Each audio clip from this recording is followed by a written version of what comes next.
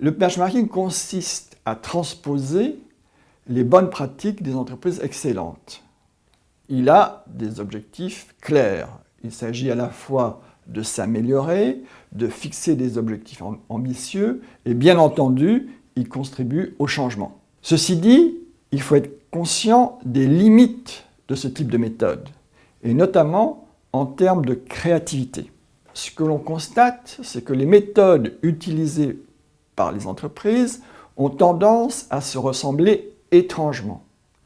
Elles utilisent souvent les mêmes systèmes de pilotage, les mêmes pratiques pour fixer les objectifs et leurs organisations sont voisines. Cette uniformité n'est-elle pas imputable en partie au benchmarking?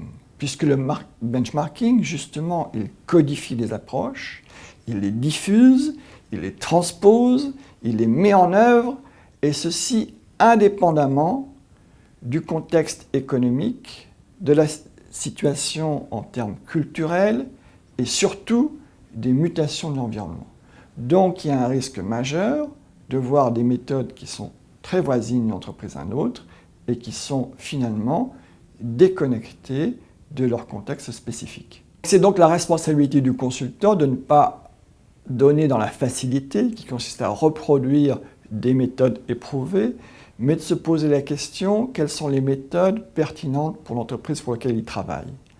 Donc il s'agit pour le consultant de ne pas rentrer dans une approche industrielle, mais plutôt une approche sur mesure, de sortir de la démarche qui consiste à reproduire les best practices, mais rechercher plutôt les pratiques qui sont pertinentes pour le futur, c'est-à-dire les next practices.